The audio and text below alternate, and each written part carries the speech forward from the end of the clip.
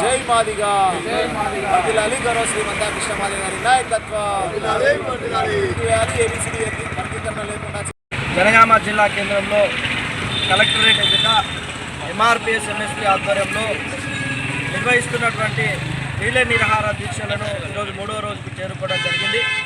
ఈ సందర్భంగా రాష్ట్ర ప్రభుత్వానికి మేము డిమాండ్ చేస్తూ ఉన్నాం. 30 ఏళ్ల పోరాటం ఈ యొక్క ప్రభుత్వం ద్వారా మాకు నెరవేరిందని ఆశపడే లోపే బూడిదలో వస్తున్న పన్నీర్లాగా రేవంత్ రెడ్డి గ్రూప్ 1 గ్రూప్ 2 ఫలితాలు విడుదల చేసి మాదిగలకు తీవ్రని ద్రోహం చేసిందని చెప్పేసి స్పష్టంగా మేము తెలియజేస్తూ ఉన్నాం. ఇకనైనా మేలుకొని రేవంత్ రెడ్డి మాదిగలతోటే మేము ఎదిగినా అని చెప్పుకుంటున్నటువంటి రేవంత్ రెడ్డి, ముఖ్యమంత్రి రేవంత్ రెడ్డి మాదిగల మీద చిత్తశుద్ధి ఉంటే కంపల్సరిగా వర్గీకరణ చేసి ఈ యొక్క అసెంబ్లీ సమావేశంలో వర్గీకరణ చేయాలని చెప్పేసి డిమాండ్ చేస్తూ ఉన్నాం. బొట్ల మహేష్ మాదిగా, ఎంఆర్పీ జనగామ జిల్లా ప్రధాన కార్యదర్శి. ఈరోజు ఎస్సీ వర్గీకరణ చట్టం తీసుకురాకుండానే గ్రూప్ 1 గ్రూప్ 2 ఫలితాలను విడుదల చేసి అదేవిధంగా గ్రూప్ 3 హెచ్డబ్ల్యూఓ అదేవిధంగా వివిధ రకాలైనటువంటి ఉద్యోగాల రిజల్ట్స్ను కూడా తెలియజేస్తున్నటువంటి రేవంత్ రెడ్డి వైఖరికి నిరసనగా ఈరోజు జనగామ జిల్లా కేంద్రంలో 3వ రోజుకు నిరసన దీక్షలు చేరుకున్నాయి. ఈ సందర్భంగా రేవంత్ రెడ్డికి మేము ఒకటే హెచ్చరిస్తూ ఉన్నాం. నిజంగా ఈ రాష్ట్రంలో ఎక్కువ జనాభా కలిగినటువంటి ఏకైక కులం మాదిగ కులం.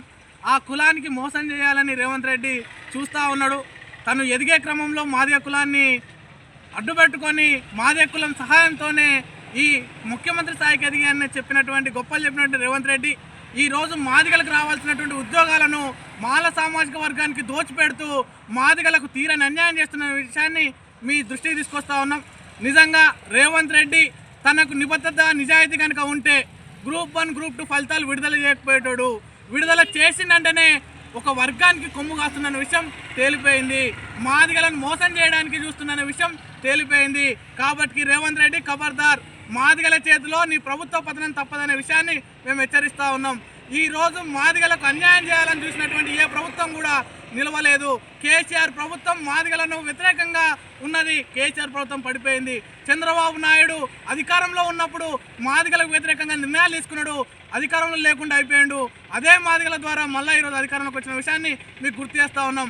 కాబట్టి ఈ తెలంగాణ రాష్ట్రంలో అత్యధిక జనాభా కలిగినటువంటి కులానికి మోసం చేయడం అనేది రేవంత్ రెడ్డికి తగదని, కాబట్టి వెంటనే ఎస్సీ వర్గీకరణ చట్టంలో ఉన్నటువంటి శాస్త్రీయతను లోపం చేయకుండా శాస్త్రీయంగా ఎస్సీ వర్గీకరణ చేయాలి. ఏ కులాలకు సంబంధించినటువంటి వాళ్ళ వాటాను వాళ్ళకి ఇవ్వాల్సిన అవసరం ఎంతైనా ఉన్నదని మరొకసారి విజ్ఞప్తి చేసుకుంటూ రేవంత్ రెడ్డి ప్రభుత్వాన్ని కూడా మేము హెచ్చరిస్తూ ఉన్నాం. ఈరోజు జనగామ జిల్లా కేంద్రంలో మరియు తెలంగాణ రాష్ట్రం మొత్తంలో ఈ దీక్షలు నడవడానికి కారణం రేవంత్ రెడ్డి గారు స్వయాన అసెంబ్లీ సాక్షిగా తాను ఇచ్చినటువంటి మాట ఏబిసిడి వర్గీకరణ చేసిన తర్వాతనే ప్రతి ఉద్యోగ నియామకాన్ని చేస్తానని చెప్పినటువంటి రేవంత్ రెడ్డి గారు పూర్తిగా తన మాటను బేఖాతరు చేస్తూనే యావత్తు మాదిగ ఉపకుల సమాజానికి అన్యాయాన్ని చేయడం జరిగింది.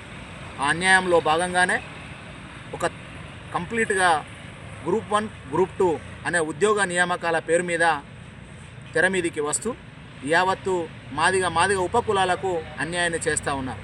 కాబట్టి ఎట్టి పరిస్థితుల్లోనూ 30 సంవత్సరాల సుదీర్ఘ ఉద్యమ ప్రస్థానంలో ఎన్నో రాజకీయ పార్టీలను పొందబెట్టిన చరిత్ర ఎంఆర్పిఎస్ ఉన్నది. రేపు రాబోయే రోజులలో ఇప్పటికైనా బుద్ధి తెచ్చుకొని ఇప్పటికైనా నీవిచ్చినటువంటి మాటను నిలబెట్టుకొని ఏబిసిడి వర్గీకరణ చేసిన తర్వాతనే పూర్తి నియామకాలు చేపట్టాలి, రిజల్ట్స్ రావాలి, మిగతా రాబోయే ఉద్యోగ ఫలితాలు ఏవైతే ఉన్నాయో వాటిని విడుదల చేయాలని చెప్పేసి జనగామ జిల్లా మహాజన సోషలిస్టు పార్టీ పక్షాన డిమాండ్ చేస్తాము.